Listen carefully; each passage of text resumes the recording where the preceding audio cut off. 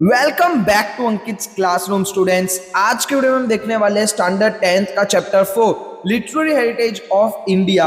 ये चैप्टर बहुत ज्यादा इंटरेस्टिंग होने वाला है क्योंकि हमने इस चैप्टर के अंदर बहुत डीपली हम लोग देखेंगे कि कैसे सारी चीजें इंडिया के अंदर शुरू हुई थी, पढ़ाई लिखाई एंड एवरीथिंग। ये इस चैप्टर का पार्ट 1 है। चैप्टर 4 हम लोग दो पार्ट्स के अंदर कवर करेंगे। पार्ट 1 की शुरुआत करते हैं। स्टूडेंट्स, आज का वीडियो शुरू करने से पहले एक सेकंड के लिए अपनी आंखें बंद करो, सीरियसली बंद करो और सोचो आज से 5000 साल पहले का इंडिया। कोई सिटी नहीं, कोई स्कूल नहीं, कोई बुक नहीं, कोई पेपर नहीं, कोई पेन नहीं, एक जंगल है, एक इंसान है और उसके अंदर एक फीलिंग है, खुशी, दर्द, डर, प्यार, जो दूसरे इंसानों तक पहुंचाना चाहता है। तो वो क्या करता है?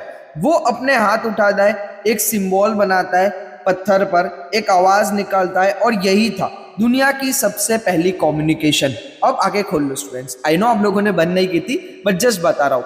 5000 साल पहले जब लोग एक दूसरे के साथ कम्युनिकेट करना चाहते थे तो वो लोग या तो सिंबल करते थे या कुछ ड्रॉ करते थे या फिर पत्थर वगैरह से इशारे करके लोगों से कम्युनिकेट करते थे और यहां से हमारा यहाँ पर कम्युनिकेशन शुरू हुआ।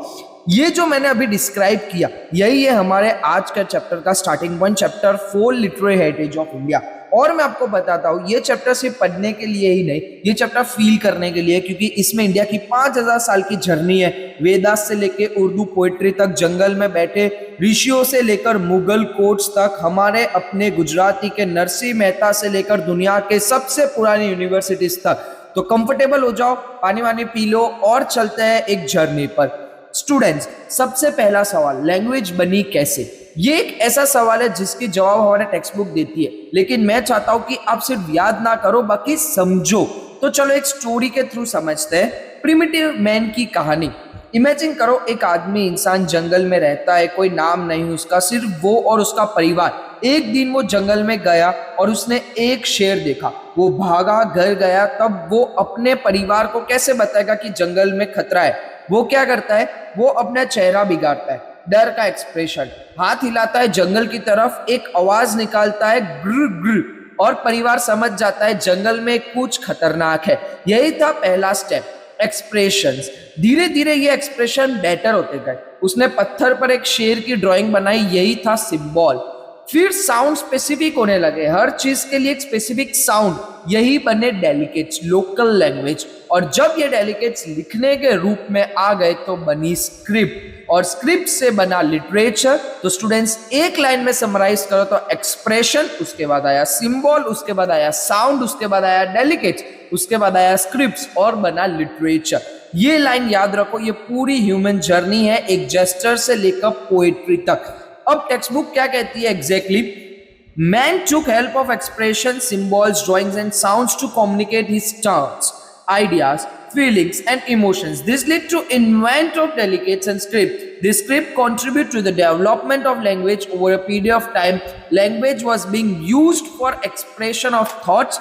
The constructive use of language lead to creation of literature. समझ आया स्टूडेंट? सिंपल है, बस एक स्टेप के बाद दूसरा स्टेप आता है और हजारों साल की ये जर्नी एंड हुई लिटरेचर में। अब ओवरव्यू लेते हैं इंडियन लिटरेचर का। स्टूडेंट्स, इंडिया की लिटरेचर के बारे में एक चीज मैं सबसे पहले कहना चाहता हूं, दुनिया में जो भी एशियन सिविलाइजेशन थी, इजिप्ट हो गई, ग्रीस, रोम, चाइना, सबकी अपने लिटरेचर थी, लेकिन इंडिया की लिटरेचर इन सब से अलग क्यों है? क्यों दुनिया के स्कॉलर्स आज भी इंडिया की एशियन टेक्स्ट पढ़ते हैं? इसका जवाब है डाइवर्सिटी और यूनिकनेस। इंडिया में इतनी अलग अलग लैंग्वेजेस थी, इंडिया इतनी अलग अलग ट्रेडिशंस थी, इतनी अलग अलग रीजन्स थी, लेकिन फिर भी एक कॉमन थ्रेड था, नॉलेज की लव, ज्ञान का सम्मान। टेक्स्ट बुक कहती है from Asian time Indian literature is known for its diversity and uniqueness. अब इंडियन स्कॉलर ने ही इस लिटरेचर को डिवाइड किया तीन पार्ट में।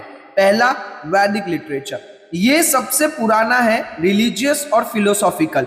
ये तब का है जब इंडिया की सिविलाइजेशन शुरू हो रही थी, वेदास, उपनिषद, ये सब इनमें आते हैं। दूसरा, क्लासिकल लिटरेचर, ये लिटरेचर का गोल्डन पीरियड था, grammar, poetry, drama, epic story, Kalidas, Mahabharata, Ramayana, ये सब इनमें है।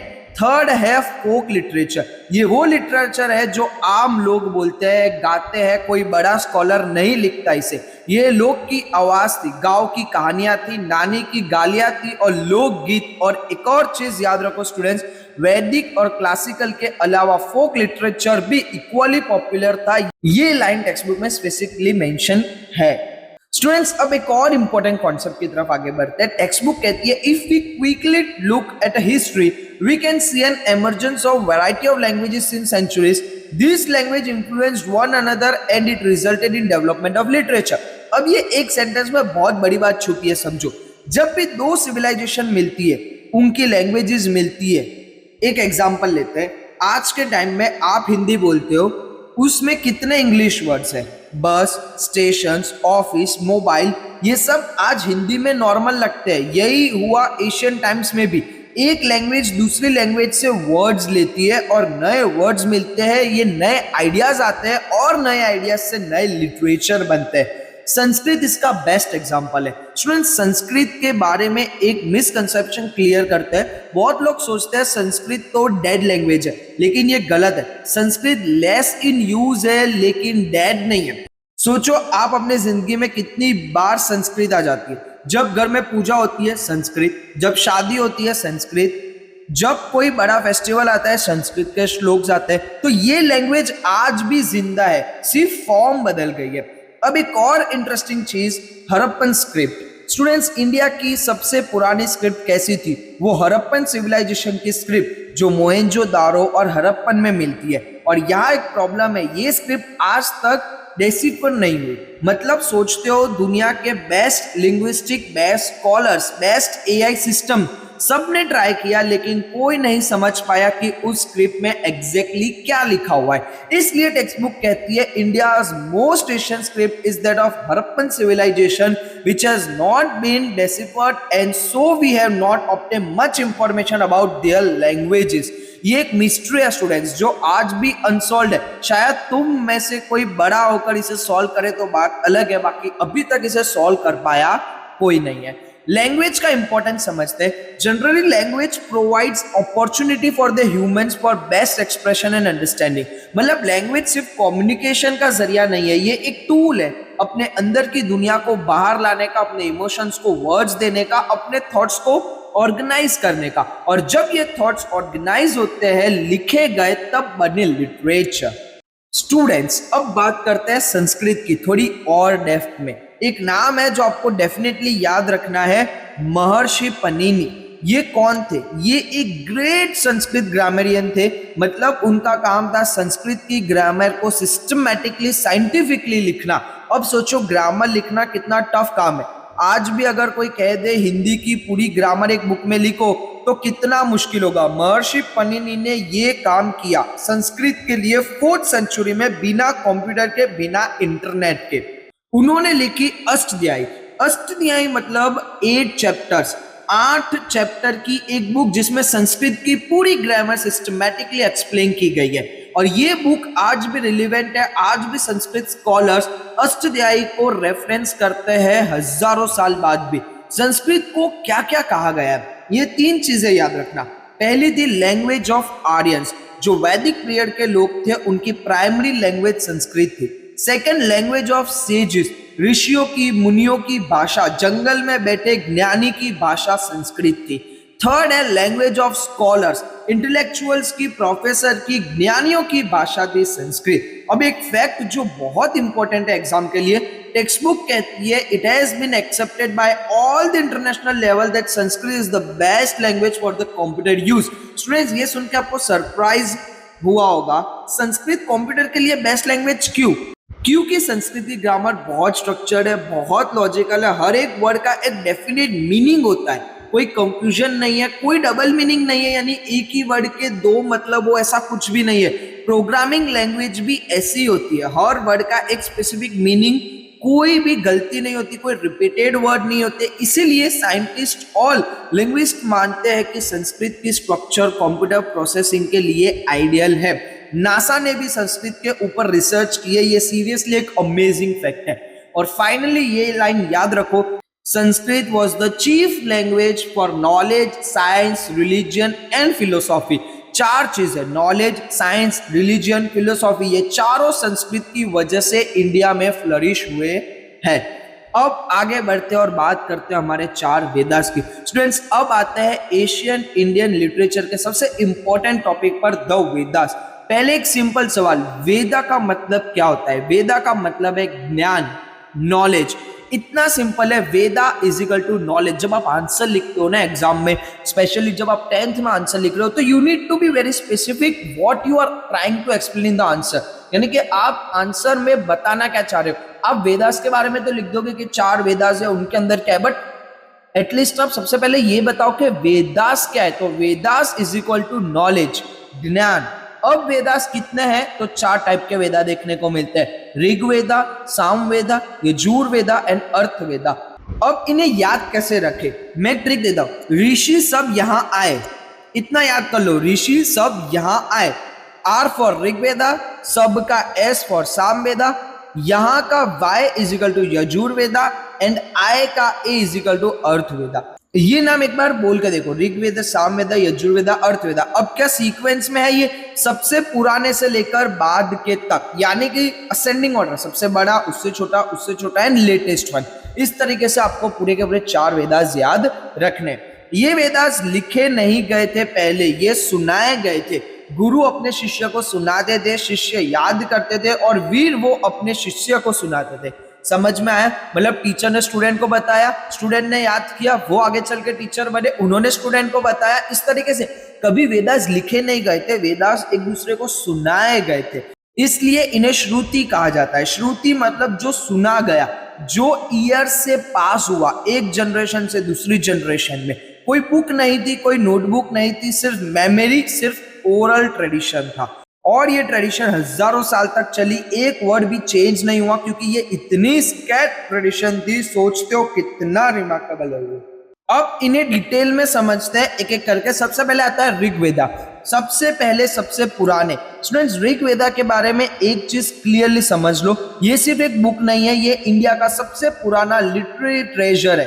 पूरी दुनिया में किसी भी सिविलाइजेशन का जो सबसे पुराना रिटर्न ओरल रिकॉर्ड है, उसमें ऋग्वेदा का नाम आता ही है।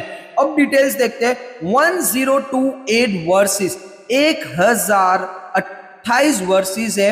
एक एक वर्स केयरफुली कंपोज किया गया है। ये इतने प्रिसाइजली स्ट्रक्चर्ड है कि हजारों साल बाद भी स्कॉलर्स इन्हें एक्यूरेटली रिलाइट कर सकते हैं। 10 डिवीजन, इन्हें 10 भागों में डिवाइड किया गया है, इसे मंडालास कहते हैं। Most verses are prayer of God. Rigveda mainly एक प्रेयर बुक है, अलग अलग देवताओं की स्तुति, अग्नि देवता, वायु देवता, इंद्र देवता, ऐसे हर देवताओं की इसके अंदर प्रेयर है। यूज ड्यूरिंग यज्ञास, जब भी कोई यज्ञ होता है, इन वर्सेस को याद किया जाता है, पढ़ा जाता है। अग्नि के सामने बैठ के घी डालते हुए ये वर्सेस बोलते हैं। यानी आप देखते हो कि आपके घर पर हवन होती है, कथा होती है, पूजा होती है, उसमें हवन के अंदर जो आहुति देते हैं, उस टाइम पर जो श्लोक बोले जाते हैं, उस टाइम पर जो मंत्र बोले जाते हैं, वो ऋग्वेदा के होते हैं। Usha, the goddesses of dawn. Rigveda में उषा की स्तुति करने वाले वर्सेस बहुत ब्यूटीफुल है। उषा मतलब सूर्योदय की देवी, वो देवी जो अंधेरों को दूर करती है और रोशनी लाते हैं, उनको वर्शिप करने वाले वर्सेस बहुत फैसिनेटिंग है। सप्त सिंधु रीजन, ऋग्वेदा डिस्क्राइब करता है पॉलिटिकल, सोशल और रिलीजियस मैटर ऑफ आर्यंस जो सप्त सिंधु में रहते थे। सप्त सिंधु मतलब 7 नदियों की धरती, आज का पंजाब और उसके आसपास का एरिया, सिंधु, बिताज, अक्षिनी, पारुष्णी, विपश, शुरुद्री, सरस्वती, ये 7 नदियां। स्टूडेंट्स, एक डीपर थॉट समझना है यहाँ पर। ये वर्सेस हजारों साल तक ओरली पास होते थे, बिना प्रिंटिंग प्रेस के, बिना पेपर के, सिर्फ एक इंसान की मेमोरी से दूसरे इंसान की मेमोरी में। और आज भी वाराणसी में गुरुकुल्स में पंडित है जो पूरा ऋग्वेद याद करते हैं वर्ड बाय वर्ड। ये ह्यूमन अचीवमेंट का एक एक्स्ट्रा ऑर्डिनरी एग्जाम्पल है। सो ये था बेसिकली ऋग्वेदा के बारे में कि ऋग्वेदा के अंदर जो वर्सेस है 1028 वर्सेस है, जो 10 डिवीजन यानी 10 भागों में बांटे गए हैं। उनके अंदर ज्यादातर सारे जो है भगवान को लेके वर्सेस है, यानी कि आपके यज्ञ वगैरह, पूजा वगैरह, जितने भी आप देखते हो कि आहुति वगैरह के टाइम पर जो यज्ञ में बोले जाते मंत्र है, वो सारे मंत्र और श्लोक ऋग्वेदा के होते हैं। अब अब बाकी तीन वेदास की बात करते हैं। सामवेदा स्टूडेंट, सामवेदा को एक लाइन में समझो, ये इंडिया की म्यूजिक का जन्मदाता है। टेक्स्ट बुक कहती है Samaveda was composed to focus on the process of resignation of verses, hence it is called a Gangotri of music. अब ये गंगोत्री वाली एनालॉगी बहुत ब्यूटीफुल है। गंगा इंडिया की सबसे बड़ी, सबसे मेन, सबसे होली नदी मानी जाती है और गंगा का उद्गम यानी कि जो सोर्स है वो है मेन गंगोत्री ग्लेशियर, जहां से गंगा शुरू होती है। वैसे ही इंडिया की म्यूजिक ट्रेडिशन का सोर्स है, इंडिया का संगीत का जन्म स्थान है सामवेदा। सामवेदा से ही इंडिया में क्लासिकल म्यूजिक की ट्रेडिशन शुरू हुई। सामवेदा का वर्सेस एक स्पेसिफिक मेलोडी में, एक स्पेसिफिक ट्यून में गाए जाते हैं। यही ट्यून आगे जाके क्लासिकल राग बनी। सोचते हो आज अपने जो हिंदुस्तानी क्लासिकल म्यूजिक सुनते हो, जो आप एक जॉनरा म्यूजिक का पूरा सुनते हो, उसकी रूट सामवेदा में है। हजारों साल के म्यूजिकल जर्नी। सामवेदा ऋग्वेदा के बाद कंपोज हुआ, ये तीन अदर वेदास में से एक है। नेक्स्ट आता है यजुर्वेदा। यजुर्वेदा का कनेक्शन है यज्ञ से, यज्ञ से। ये एक यूनिक वेदा है क्योंकि ये दोनों फॉर्म्स में लिखा गया है, प्रोस में भी मतलब रेगुलर राइटिंग स्टाइल में भी, और वर्ड्स में भी मतलब स्पेसिफिक पोएटिक स्टाइल में भी। जब कोई यज्ञ होता है, रिलीजन रिचुअल, तो जो हेम्स रिसाइट किए जाते हैं वो यजुर्वेदा में थे। ये डिस्क्राइब करता है रिलीजियस प्रैक्टिस और रिचुअल ऑफ यज्ञास को। अब सोचो कितना सिस्टमैटिक था एशियंट इंडिया। हर रिचुअल के लिए एक स्पेसिफिक टेक्स्ट, कुछ भी रैंडम नहीं था, सब कुछ डॉक्यूमेंटेड था अपनी तरह से। फिर आता है अर्थवेदा। ये सबसे अलग टाइप का वेदा है। अगर ऋग्वेदा प्रेयर्स के बारे में है, सामवेदा म्यूजिक के बारे में है, यजुर्वेदा यज्ञ रिचुअल्स के बारे में है, तो अर्थवेदा था डेली लाइफ के रिचुअल और संस्कार के बारे में। अर्थवेदा डिस्क्राइब करता है various types of rituals and संस्कार।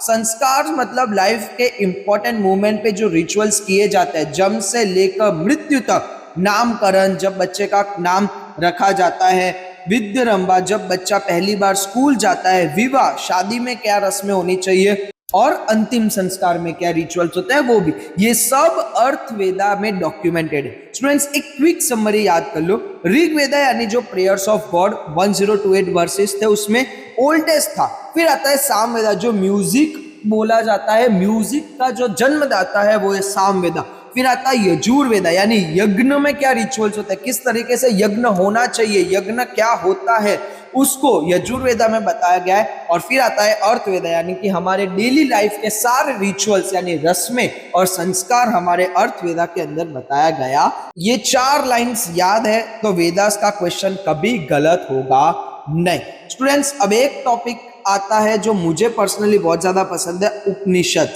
क्योंकि ये सिर्फ लिटरेचर नहीं है, ये फिलोसॉफी है, ये इंडिया की डीपेस्ट थिंकिंग है। उपनिषद का एक ब्यूटीफुल मीनिंग है सिटिंग नियर, मतलब कि शिष्य गुरु के पास बैठ के जो ज्ञान लेता है वो होता है उपनिषद। एक intimate personal conversation between a teacher and the students about the deepest question of life. कौन से क्वेश्चन, ये यूनिवर्स कब बना, कैसे बना, क्यों बना, हम कौन है, मेरी बॉडी में ये कैसे सारा सिस्टम काम करता है, मौत के बाद क्या होता है, सोल कहीं जाती है, स्पिरिचुअल वर्ल्ड क्या होता है, मेटेरियलिस्टिक वर्ल्ड और स्पिरिचुअल वर्ल्ड में क्या फर्क है। ये सवाल दुनिया के हर इंसान के मन में आते हैं। स्टूडेंट्स, हम सब ने कभी ना कभी सोचा है मैं कौन हूं, मेरी जिंदगी का क्या मतलब है। इंडिया के एशियन थिंकर ने 5000 साल पहले इन सवालों को सीरियसली लिया और उन्होंने उपनिषद में इन सवालों का जवाब ढूंढे। इंपॉर्टेंट फैक्ट्स की बात करते हैं। Upanishad literature give us a vivid descriptions and analysis of the beginning of the universe, the mysterious of life and death, materialistic and spiritual world etcetera. Dialogue form में है। सबसे पुराने उपनिषद एक टीचर एक स्टूडेंट से बात कर रहा है, सवाल पूछ रहा है, जवाब दे रहे हैं, बहस कर रहे हैं। ये फॉर्मेट आज भी इतना रिलेवेंट है कि आज भी फिलोसॉफी क्लासेस में यही मेथड यूज होता है। सोक्रेटिक मेथड कहते हैं इसे। सबसे पुराने उपनिषद है बृहदारण्यक एंड चांदोग्य। ये दो सबसे पहले उपनिषद है डायलॉग फॉर्म में। टोटल कितने उपनिषद है? 108। मुक्ति को उपनिषद में मेंशन है 108 उपनिषद। और 108 का नंबर इंडिया में स्कैर्ड माना जाता है। माला में 108 मोती होते हैं, 108 उपनिषद है। ब्यूटीफुली कनेक्शन है। स्टूडेंट्स, उपनिषद की एक लाइन जो आपको जरूर याद रखनी चाहिए, ये इंडिया का कंट्रीब्यूशन है दुनिया की फिलोसॉफी को। जब ग्रीस में स्कोरेट्स और प्लेटो फिलोसॉफी कर रहे थे, उससे भी पहले इंडिया में उपनिषद के ऋषियों ने ये क्वेश्चन एक्सप्लोर कर लिए थे। ये था पूरा उपनिषद के बारे में कि उपनिषद इज बेसिकली अ कम्युनिकेशन जो डायलॉग फॉर्म में होता था। टीचर स्टूडेंट्स आपस में डीप क्वेश्चंस के बारे में बात करते थे, लाइफ के बारे में बात करते थे, मेटेरियलिस्टिक वर्ल्ड के बारे में बात करते थे। ये सारी चीजें उपनिषद के अंदर देखने को मिलती है। टोटल हमारे यहाँ पर तकरीबन 108 उपनिषद देखने को मिलते हैं। अब हम बात करते हैं ब्राह्मणिकल लिटरेचर का। अब ये नाम सुन के मत सोचना कि ये सिर्फ ब्राह्मण्स के लिए। ब्राह्मणिकल लिटरेचर का मतलब है वो लिटरेचर जो वेदास को एक्सप्लेन करने के लिए, उनकी क्रिटिकल अप्रिशिएशन करने के लिए लिखा गया। टेक्स्ट बुक कहती है many brahmanical epics were composed to understand the meaning of Vedic literature. Any critical appreciation based on Vedas composed in the poetic form are included in Brahmanical literature। मतलब वेदास बहुत deep है, बहुत complex है, आम आदमी सीधा वेदास नहीं समझ सकता, तो उन्हें एक्सप्लेन करने के लिए, उनका मीनिंग आम लोगों तक पहुंचाने के लिए ये लिटरेचर कंपोज किया गया था। इसमें दो इंपॉर्टेंट चीजें हैं, आर्यंकास और वेदांगास। आर्यंकास द फॉरेस्ट बुक्स।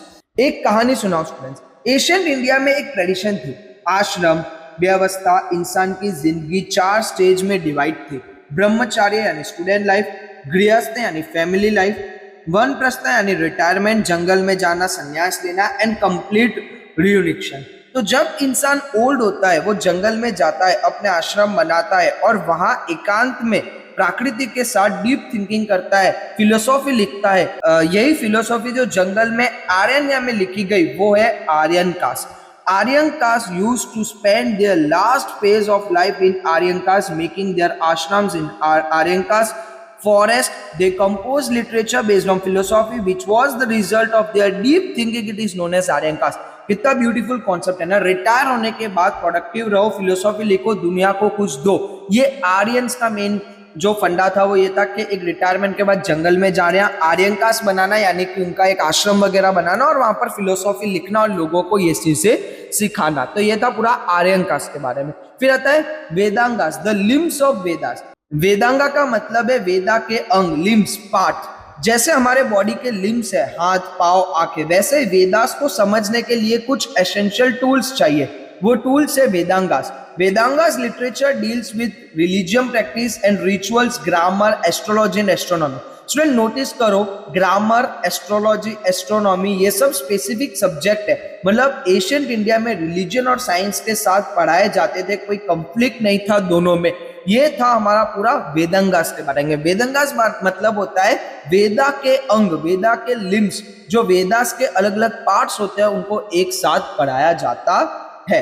स्टूडेंट्स अब आते हैं चैप्टर का वो सेशन जिसको सुन के आपको एक्चुअली एक्साइटमेंट होनी चाहिए, रामायण और महाभारत। ये सिर्फ बुक्स नहीं है, ये सिर्फ स्टोरीज नहीं है, ये इंडिया की आत्मा है, इंडिया की सोल है। मैं सीरियसली बोल रहा हूँ, दुनिया में अगर कोई एक चीज है जो इंडिया के हर कोने में, हर लैंग्वेज में, हर कम्युनिटी में कॉमन है, तो वो है ये 2 एपिक्स है। कश्मीर में भी रामायण की स्टोरी जानी जाती है, लोग कन्याकुमारी में भी जानते हैं, गुजरात में भी, नागालैंड में भी, हिंदू में भी, जैन में भी, बुद्धिस्ट में भी, सिख में भी, सब जानते हैं रामायण और महाभारत को। ये 2 बुक एक सिविलाइजेशन आइडेंटिटी है हमारी। तो चलते हैं इनके बारे में डिटेल में। टाइमलाइन कब लिखे गए? The present from of the epic can be track back to the 2nd century. मतलब इनकी प्रेजेंट फ्रॉम 2nd सेंचुरी की है, लेकिन इनकी ओरिजिनल स्टोरीज इससे काफी पहले थी, ओरली पास होती थी। 2nd सेंचुरी में ये प्रॉपरली कंपाइल और राइट डाउन हुई। रामायण की बात करते हैं, मतलब ठीक है, अभी आपने टाइमलाइन समझी। टाइमलाइन क्या था कि ये लिखी गई थी 2nd सेंचुरी में, बट रामायण महाभारत बहुत पहले हुआ था। बट इनको ये जो चीजें थी, ये जो कहानियां थी, ये सदियों से ओरली यानी वर्बली एक दूसरे तक पास होती थी। बट एक टाइम आया 2nd सेंचुरी में, तब ये प्रॉपरली राइट डाउन यानी लिखी गई। रामायण के बारे में समझते हैं स्टूडेंट्स। रामायण की स्टोरी जो आप जानते हैं, राम, सीता, लक्ष्मण, हनुमान, रावण, ये सब फैमिलियर है, लेकिन टेक्स्ट बुक की बात करते हैं, the Ramayana is the story of Ramchandra the king of Ayodhya. The Ramayana is the smaller epic than the Mahabharata. ये स्मॉलर है साइज में, लेकिन इंपैक्ट में इक्वली मैसिव है। It narrates many attractive stories of adventure, Ram का वनवास, सीता हरण, लंका दहन, राम सेतु का कंस्ट्रक्शन, रावण वध, ये सब रामायण में ही इंक्लूड है। Ramayana is the smallest. Mahabharata क्यों लिखी गई है? रामायण बहुत एक कंपाइल स्टोरी है जो बहुत एक सीक्वेंस में चलती है और महाभारत से बहुत स्मॉल इन साइज है। स्मॉल इन साइज यानी कि ये कहानी लिखने में छोटी है बट समझने में इसका इम्पैक्ट, इसमें सीखने उतना ही ज्यादा बड़ा है जितनी ये कंपैरिजन में छोटी है। रामायण का एक सीक्वेंस है कि इन्हें भगवान राम को वनवास मिला, उनके बाद वो लोग जंगल में गए, फिर सीताहरण हुआ, फिर रावण आए, देखिए फिर राम सेतु बना, हनुमान जी आए और एक मैसिव एक सीक्वेंस स्टोरी चलती है। वहीं पर महाभारत में ऐसा नहीं होता है। अब आते हैं महाभारत पर। अब यहाँ कुछ फैक्ट्स है जो जेन्युइनली माइंड ब्लोइंग है। The Mahabharata is the world's largest epic, has 1 lakh verses. Mahabharata पूरी दुनिया का सबसे बड़ा एपिक है, पूरे दुनिया का सबसे बड़ा लार्जेस्ट एपिक है। इसके अंदर 1 लाख श्लोक लिखे हुए हैं। स्टूडेंट्स कंपैरिजन के लिए होमर की इलाइड जो ग्रीक एपिक है उसमें अप्रोक्सीमेटली 15,000 लाइन्स है। महाभारत उनमें 1 लाख वर्सेस है। महाभारत 7 टाइम्स ज्यादा बड़ा है इलाइड से। ये वर्ल्ड का लार्जेस्ट एपिक है, not just Indians, world's. The describe the war between Kauravas and Pandavas. ये कुरुक्षेत्र का वॉर जिसमें पांडवास और कौरवास के बीच डिसाइड हुआ कि हस्तिनापुर के राज किसे मिलेगा। 18 दिन का युद्ध जिसमें पूरी इंडिया की आर्मी इन्वॉल्व थी। Beside it also consist of numerous stories. Mahabharata एक दुनिया का अपने आप में, इसमें सिर्फ वॉर की स्टोरी नहीं है, इसमें कहानियां बहुत है। कहानियां में भी कहानियां है, एक स्टोरी के अंदर दूसरी स्टोरी इंक्लूडेड है, कैरेक्टर्स की बैक स्टोरीज है, साइड स्टोरीज है। ये एक यूनिवर्स है। महाभारत के अंदर एक ही इंसान की, एक एक कैरेक्टर की अपनी अपनी इंडिविजुअल बहुत सारी कहानीज है। तो महाभारत भी हमारा एक लिटरेचर के लिए बहुत इंपॉर्टेंट है कि दुनिया का सबसे बड़ा एपिक जो महाभारत है वो भी इंडिया के अंदर ही लिखा गया है। अब बात करते हैं भागवत गीता की। Shrimad Bhagavad Gita, the crown jewel. Bhagavad Gita part of Mahabharata expound the deep philosophical principle. Bhagavad Gita Mahabharata का एक हिस्सा है, स्पेसिफिकली भीष्म पर्व का हिस्सा। जब अर्जुन युद्ध के मैदान में खड़े होकर रोने लगे अपने रिश्तेदारों को सामने देख के, तब कृष्ण जी ने जो उपदेश दिए वो है Bhagavad Gita. It conveys the message of achieving moksha और साल्वेशन थ्रू ज्ञान, कर्म एंड भक्ति। 3 पाथ में मोक्ष के लिए, ज्ञान मार्ग नॉलेज से, खुद को और यूनिवर्स को समझने से, कर्म मार्ग एक्शन से, अपने काम करो बिना रिजल्ट की चिंता किए हुए यानी बिना कर्म की चिंता किए हुए, भक्ति मार्ग डिवोशन से, भगवान से प्यार करो। भागवत गीता की ये टीचिंग आज भी रिलेवेंट है स्टूडेंट्स। स्ट्रेस मैनेजमेंट से लेकर लीडरशिप स्किल्स तक गीता में सब कुछ है। तो ये था बेसिकली भागवत गीता। महाभारत बहुत बड़ा है। महाभारत का एक पार्ट जहां पर भगवान कृष्ण अर्जुन को जो उपदेश देते हैं वो जो एक पार्ट है वो प्योर भागवत गीता बोला जाता है। अब देखते हैं बोथ एपिक्स का इंपैक्ट क्या है। Both epics, the Ramayana and the Mahabharata, have been influencing millions of Indian and the literature for a long time. They have implanted motivational seeds of संस्कार in the Indians. Motivational seeds of संस्कार यानी ये phase याद रखो, मतलब इसमें हमें जो वैल्यूज मिलती है, जो मोटिवेशन मिलती है वो हमारे संस्कार की फॉर्म में हमारे सोल में प्लांट हो जाती है। भगवान राम के पेशेंस, भगवान कृष्ण की विजडम, अर्जुन की करेज, भगवान हनुमान के डिवोशंस, द्रौपदी की स्ट्रेंथ, ये सब कैरेक्टर्स है जो हमें लाइफ में इंस्पायर करते हैं। और इसीलिए ये एपिक्स एक लिटरेचर के पर्सपेक्टिव से और हमारे संस्कार और वैल्यूज के पर्सपेक्टिव दोनों से बहुत ज्यादा इंपॉर्टेंट बोले जाते हैं। स्टूडेंट, संस्कृत लिटरेचर के एक और डायमेंशन है पुराणास और स्क्रिप्चर्स। इस पीरियड की संस्कृत लिटरेचर एक खास चीज थी। इसमें रिलीजियस और वर्ल्डली एस्पेक्ट दोनों का कॉम्बिनेशन था, सिर्फ धर्म नहीं दुनिया भी। पुराणास ने एक बहुत इंपॉर्टेंट काम किया। वेदास बहुत कॉम्प्लेक्स थे, उपनिषद बहुत फिलोसॉफिकल थे, आम आदमी इन्हें डायरेक्टली नहीं समझ सकता था। तो पुराणास आए और उन्होंने इन कॉम्प्लेक्स आइडियाज को स्टोरी के थ्रू एक्सप्लेन किया, सिंपल लैंग्वेज में, इंटरेस्टिंग नैरेटिव्स में। The Puranas played an important role in explaining initial Vedic religion of earlier time. तो पुरानास एक काइंड ऑफ वेदास के लिए ट्रांसलेटर थे, कॉम्प्लेक्स आइडिया को सिंपल स्टोरीज में कन्वर्ट करते थे। स्क्रिप्चर और समृद्धि ग्रंथास, during this period many scriptures and समृद्धि ग्रंथा वेयर कंपोज्ड। ये scriptures dealt with science and philosophy. अब एक बहुत इंपॉर्टेंट नेम, कौटिल्यास अर्थशास्त्र। स्टूडेंट्स, कौटिल्य कौन थे? चाणक्य, वही चाणक्य जो चंद्रगुप्त मौर्य के मेंटर थे। अर्थशास्त्र, अर्थ का मतलब है वेल्थ या मटेरियल वर्ल्ड, शास्त्र मतलब साइंस या आर्ट। तो अर्थशास्त्र एक बुक ऑफ मैनेजमेंट है, इसमें पॉलिटिक्स है, इकोनॉमिक्स है, मिलिट्री स्ट्रेटेजी है, स्टेट क्राफ्ट है और साथ में आर्ट्स, मैथमेटिक्स और अदर साइंस भी है। सोचो 4th सेंचुरी बीसी में चाणक्य ने एक कंप्लीट मैनेजमेंट टेक्स्ट बुक लिख दी थी। हार्वर्ड बिजनेस स्कूल्स के कुछ प्रोफेसर अर्थशास्त्र को आज भी रिलेवेंट मानते हैं। फिर है स्मृति ग्रंथास जो रिलीजियस टीचिंग, लॉज और कस्टम एक्सप्लेन करते हैं। एशियंट इंडिया का लीगल सिस्टम भी डॉक्यूमेंटेड था इनमें। मतलब स्टूडेंट्स आप सोचो कि अर्थशास्त्र जिसके अंदर आज का इकोनॉमिक्स, पॉलिटिक्स, मिलिट्री कैसे होती है, आर्ट एंड क्राफ्ट आ गया, मैथमेटिक्स आ गया, हर चीज इंक्लूडिंग साइंस उस बुक के अंदर पहले से 4th सेंचुरी के अंदर लिखी हुई थी। आज से 5000 साल पहले भी ये सारी चीज लिख दी गई थी। फिर आता है स्मृति ग्रंथ जिसके अंदर पहले से लॉज, टीचिंग कैसे होती है, लीगल सिस्टम कैसे होता है, इन सब चीजों के बारे में भी पहले ही लिखा हुआ था। स्टूडेंट्स अब आते हैं दो इंपॉर्टेंट टॉपिक्स पर। पहला बुद्धिस्ट लिटरेचर, दूसरा गुप्ता पीरियड। बुद्धिस्ट लिटरेचर के बारे में देखते हैं। अब ये इंटरेस्टिंग है क्योंकि बुद्धिस्ट लिटरेचर संस्कृत में नहीं था। The earliest Buddhist literature was written in Pali. Pali एक अलग लैंग्वेज है, ये संस्कृत से रिलेटेड है लेकिन अलग है। बुद्धा खुद अब पाली या मागधी में बोलते थे, संस्कृत में नहीं, क्योंकि वो चाहते थे कि उनके टीचिंग आम लोगों तक पहुंचे, सिर्फ स्कॉलर्स तक नहीं। तो बुद्धिस्ट लिटरेचर पाली में था क्योंकि ये लोगों की लैंग्वेज थी। बुद्धिस्ट लिटरेचर नहीं चाहते थे कि संस्कृत यानी वो जो महान विद्वान स्कॉलर्स लोगों उन्हीं तक सारी चीजें पहुंचे, वो चाहते थे लोकल लोगों तक सारी चीजें पहुंचे, इसलिए वो लोकल लैंग्वेज में उन्होंने अपना लिटरेचर डेवलप किया जो थी पाली लैंग्वेज। अब त्रिपिटिका ये बुद्धिस्ट लिटरेचर का मोस्ट इंपॉर्टेंट कलेक्शन है। अब it is divided into 3 section, it is known as Tripitaka. अब त्रिपिटिका जो लिटरेचर है वो नाम त्रिपिटिका क्यों दिया गया है, क्योंकि ये पूरे लिटरेचर को 3 हिस्सों में बांटा गया है, इसीलिए इसको त्रिपिटिका नाम दिया गया है। कौन से 3 सेक्शन है? पहला है सुक्ता पिटिका, सूत्र का कलेक्शन, बुद्धा की टीचिंग स्टाइल उनके बारे में। सेकंड है विनया पिटिका यानी rules of monastic life, monks मतलब साधु संत जो मॉन्स होते हैं वो कैसे जीते हैं, वो क्या करते हैं, वो क्या सोचते हैं, उसके बारे में। थर्ड है अभिनदमा पिटिका यानी philosophical analysis, deep philosophical discussions यानी बहुत ज्यादा डीप क्वेश्चंस के बारे में रिसर्च, उनके सवाल, उनके जवाब, ये सारी चीजें। तो ये था त्रिपिटिका। त्रिपिटिका के अंदर 3 सेक्शन है। पहला है सुक्ता पिटिका यानी बुद्धा के टीचिंग स्टाइल, उनके सूत्र के कलेक्शन। सेकंड आता है विनया पिटिका यानी कि मॉन्स कैसे रहते हैं, वो क्या करते हैं, उनके बारे में। थर्ड है अभिधम्मा पिटिका यानी कि फिलोसॉफिकल क्वेश्चन, डीप क्वेश्चंस, ये सारे बातों का डिस्कशन होता था। तो पिटिका मतलब होता है एक बास्केट और त्रिपिटिका मतलब के एक बास्केट के अंदर 3 सेक्शंस का पूरा नॉलेज। अब आता है गुप्ता पीरियड पे, the golden age.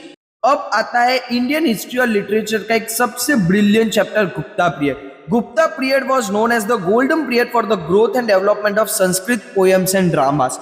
Golden period क्यों गोल्डन? क्योंकि इस टाइम में इंडिया इतना प्रॉस्पेरियस था, इतना पीसफुल था कि लिटरेचर, आर्ट, साइंस सब फ्लोरिश किया।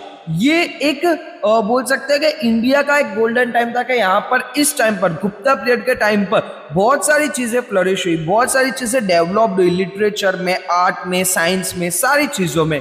अब द writers, the great writers like Kalidasa, Bhavabhuti, Bharavi, बनावट, मांगा and many other belong to this period. ये सारे महान कवि, महान राइटर्स जो है वो इसी पीरियड से बिलोंग करते हैं। अब इन सब में से सबसे फेमस कौन है? तो वो है कालिदास।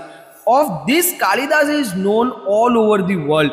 स्टूडेंट्स कालिदास को शेक्सपियर्स ऑफ इंडिया भी कहा जाता है। उनकी राइटिंग इतनी ब्यूटीफुल है, उनकी इमेजिनरी इतनी पावरफुल है कि आज भी दुनिया का टॉप यूनिवर्सिटी में कालिदास पढ़ाए जाते हैं, यानी कालिदास की जो रचनाएं हैं वो पढ़ाई जाती है, उनके बारे में बताया जाते हैं। उनके कौन कौन से काम है, मतलब उन्होंने कौन कौन सी चीजें लिखी। तो पहला है कुमार संभवा, लॉर्ड कार्तिकेय की बर्थ की स्टोरी नेचर की ब्यूटीफुल डिस्क्रिप्शंस के साथ। फिर आता है रघुवंशम, रघु डेंसिटी की स्टोरी, राम के एंसेस्टर्स की स्टोरी, ये सारी चीजें इनके अंदर मेंशन है। मेघदूत, क्लाउड मैसेंजर, एक यक्ष अपनी वाइफ को मैसेज भेजता है एक बादल के थ्रू, एक लव लेटर जो एक क्लाउड डिलीवर करेगा। इतना ब्यूटीफुल कॉन्सेप्ट है।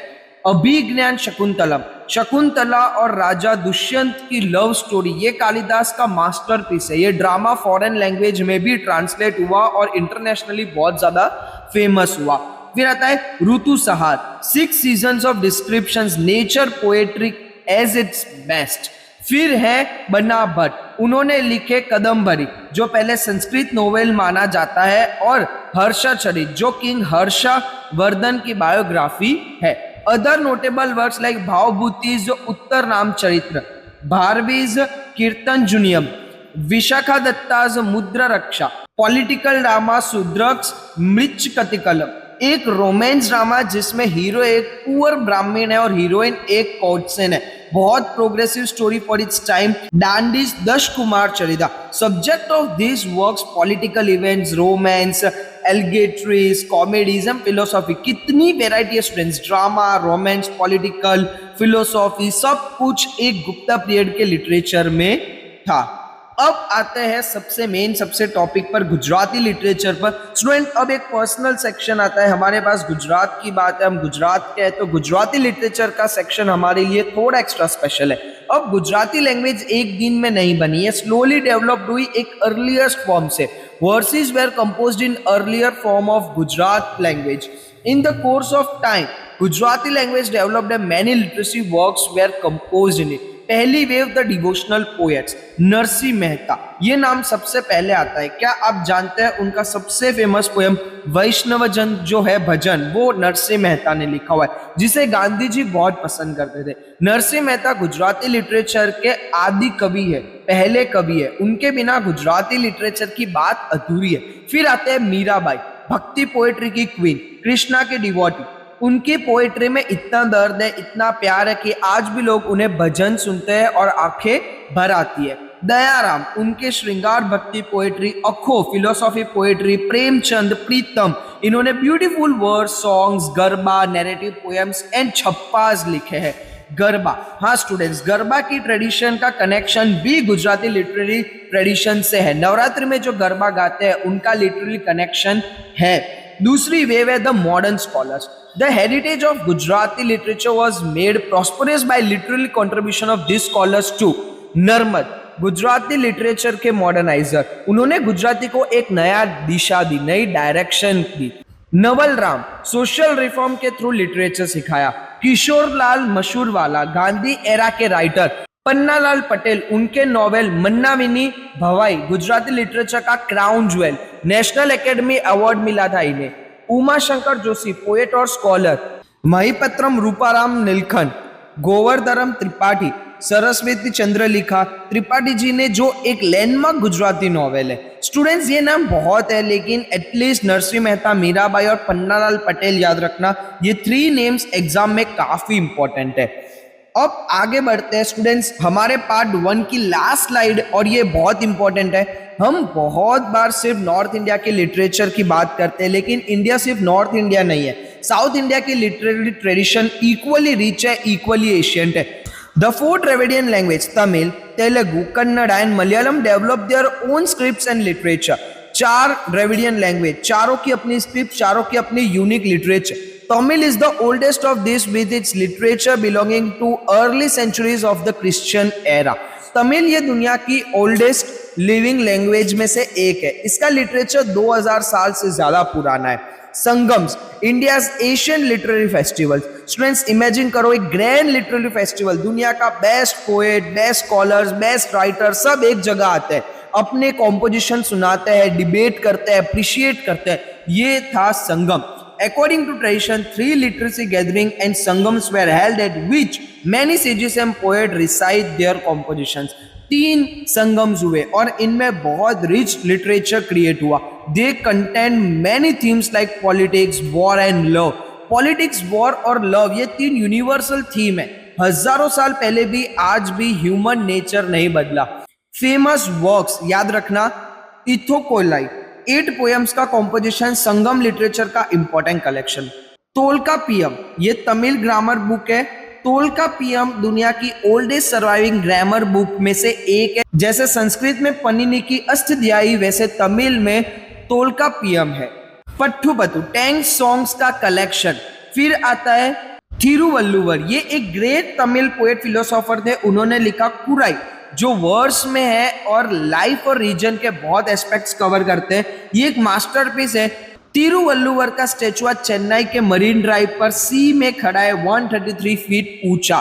फिर आता है शिल्पाधिकरम, ये एक तमिल एपिक है, एक वुमेन की स्टोरी जो जस्टिस के लिए फाइट करते हैं। फिर आता है मनी मेकलाई, ये शिल्पाधिकरम का सीक्वल है, एक Buddhist influence Tamil epic. These are some of the most famous work of early Tamil literature. Students, Tamil literature के बारे में एक अमेजिंग फैक्ट ये है, तमिल लैंग्वेज आज भी इतनी लिविंग है कि modern Tamil cinema, modern Tamil song, उनमें एशियन तमिल लिटरेचर का इन्फ्लुएंस आता है। तमिल पोएट्स को उनके कम्युनिटी में सेलिब्रिटी स्टेटस मिलता है। लिटरेचर कल्चर का इतना बड़ा पार्ट है उनके लिए। तो स्टूडेंट्स, ये था हमारा पार्ट 1। आज हमने बहुत कुछ कवर किया और मैं चाहता हूं कि आप एक सेकेंड रुको और फील करो कि आज हमने किस जर्नी में गए। हमने देखा कि एक प्रिमिटिव मैन था, जंगल में कोई लैंग्वेज नहीं थी उसके पास, और उसने सिंबल्स बनाने शुरू किए और वो सिंबल बने स्क्रिप्ट और स्क्रिप्ट बनी लिटरेचर। फिर उस लिटरेचर में से आई संस्कृत, महर्षि पनिनी ने जिसने ग्रामर दिया, फिर आए वेदास, ऋग्वेदा ने प्रेयर्स दिया, सामवेदा ने म्यूजिक दिया, यजुर्वेदा ने यज्ञ रिचुअल्स दिए, अर्थवेदा ने डेली लाइफ और रिचुअल्स दिए, फिर उपनिषद ने लाइफ का बिगेस्ट क्वेश्चन एक्सप्लोर किया, फिर आर्यंकास और वेदांगास ने वैदिक नॉलेज को फर्दर एक्सपांड किया, और फिर आए रामायण एंड महाभारत, दो एपिक जिन्होंने एक पूरी सिविलाइजेशन की सोल डिफाइन की। फिर गुप्ता पीरियड का गोल्डन एज आया कालिदास जैसे जीनियस के साथ। फिर गुजरात का अपना रिच लिटरेरी ट्रेडिशन आया नरसिंह मेहता से लेकर पन्नालाल पटेल तक। और फिर फाइनली साउथ इंडिया के द्रविडियन लैंग्वेज और उनकी एशियन लिटरेचर। ये सब हजारों साल की जर्नी है स्टूडेंट्स, और ये हमारा हेरिटेज है, ये हमारा इनहेरिटेंस है। जब आप ये चैप्टर एग्जाम में लिखते हो तो सिर्फ फैक्ट्स मत लिखो, एक सेंस ऑफ प्राइड के साथ लिखो कि ये मेरी सिविलाइजेशन का हिस्ट्री है। पार्ट 2 में आएगा medieval literature, Mughal period, Urdu literature और इंडिया की एशियंट यूनिवर्सिटीज जैसे Nalanda, Takshashila, Varanasi and Vallabhi universities. Video पसंद आई हो तो लाइक करो, चैनल सब्सक्राइब करो, किड्स क्लासरूम बेल आइकन दबाओ ताकि पार्ट 2 आते ही नोटिफिकेशन आए। कोई भी डाउट हो कमेंट सेशन में जरूर लिखना, मैं पर्सनली पढ़ता हूँ सबके कमेंट। तब तक के लिए कीप लर्निंग, कीप ग्रोइंग। जय हिंद, जय Bharat, thank you very much. मिलते हैं पार्ट 2 में।